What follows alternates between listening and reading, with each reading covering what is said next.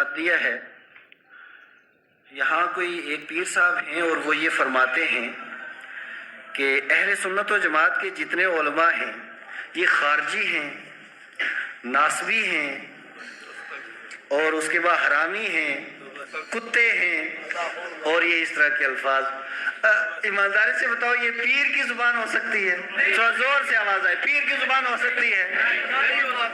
اب میں تو اس طرح کے الفاظ نہیں استعمال کر سکتا، بہرحال وہ جو بھی ہیں. تو جو علماء کرام کو اس طرح کے الفاظ کہے، مصطفیٰ کریم علیہ السلام ارشاد فرماتے ہیں فقیہ واحد اشد علی الشیطان من الف عابد. یہ حضور کا فرمان ہے. کس کا فرمان ہے؟ بولو کس کا فرمان ہے؟ یہ رسول اللہ کا فرمان ہے. فقیہ واحد، ایک عالم دین، اشد علی الشیطان، شیطان پہ بھاری ہے، من الف عابد، 1000 عابدوں سے. 1000 عابد ایک طرف اور ایک عالم، بولو بولو، ایک عالم ایک طرف اور 1000 عابد ایک طرف. اب 1000 عابد سے بھاری تو مصطفیٰ کریم علیہ السلام بتائیں. العلماء ورثۃ الانبیاء، آقا ارشاد فرماتے ہیں علماء نبیوں کے وارث ہیں. اور کتنے احادیث مبارکہ آپ حضرات کے سامنے. آپ مجھے بتائیے کہ آپ حضور کے یہ فرامین مانو گے یا جعلی پیر کی بات مانو گے؟ بولو کس کا فرمان ماننا ہے؟ حضور کا فرمان. ایسا پیر کسی علاقے میں ہو، میں اسے چیلنج دیتا ہوں، آؤ میدان میں ہم مناظرہ کرتے ہیں، ہم بتائیں گے کہ یہ جو تمہاری زبان ہے یہ پیر تو پیر ہے، کسی مسلمان کی بھی نہیں ہو سکتی. ہم ثابت کریں گے. اور پھر اس کے ساتھ ساتھ میں آپ سے یہ بھی عرض کروں، آگے لکھتے ہیں کہ وہ پیر صاحب یہ بھی فرماتے ہیں کہ مسجد کے اندر نہیں جانا ہے. اب یہ مسجد کے اندر نہیں جانا یہ بولی کس کی ہے؟ بس یہ میں آپ کو سنا دیتا ہوں قرآن حکیم. یہ میرے پاس قرآن حکیم ہے اور یہ سورہ بقرہ ہے. سورہ بقرہ قرآن حکیم آیت مبارکہ 114 جا کر کے دیکھ لینا.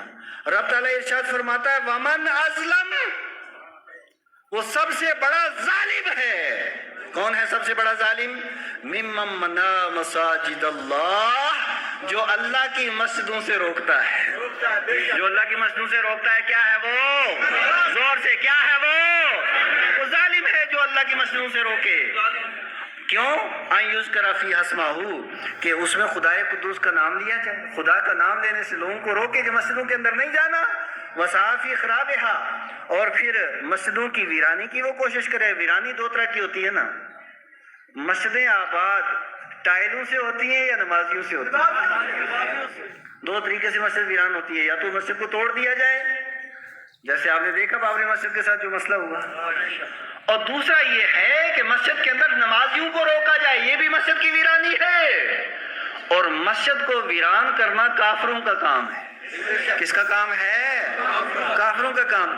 جب عقیدہ بھی وہاں کے لوگوں کا صحیح ہو اور ایمان و عقیدہ ان کا بالکل صحیح ہو، پھر مسجدوں سے روکا جائے اور مسجدوں کو ویران کرنے کی کوشش کی جائے، یہ کس کا کام ہے؟ قرآن کیا کہتا ہے؟ کس کا کام ہے؟ زور سے کس کا کام ہے؟ کافروں کا. اور پھر کوئی پیر اپنے آپ کو کہلائے اور کام ان کا کرے تو ایسا آدمی پیر ہو سکتا ہے؟ ایسا آدمی کلمہ پڑھے اور توبہ کرے، تجدید ایمان کرے اور اللہ اور اس کے رسول کی بارگاہ سے معافی مانگے، اور پھر جس کو گالیاں دی ہیں ان سے بھی معافی مانگے. یہ نہایت ضروری ہے. یہ حکم شرع ہے، میری اپنی بات نہیں ہے. اچھا ایمانداری سے بات بتاؤ، اللہ نہ کرے فاروق مصباحی کی کوئی بات اگر قرآن حکیم یا مصطفیٰ کریم کی حدیث کے خلاف ہو، مانیں گے آپ؟ نہیں مانیں گے. ماشاءاللہ، یہ ایمان ہونا چاہیے، یہ عقیدہ ہونا چاہیے. یہ میں بھی یہی کہتا ہوں، میری بات جو رب کے قرآن کے خلاف ہو، میری کوئی بات حضور کی حدیث کے خلاف ہو، تو فاروق مصباحی کی بھی ایسی بات کو جوتے کی نوک پہ رکھو. میں اپنے بارے میں سب سے پہلے کہوں گا.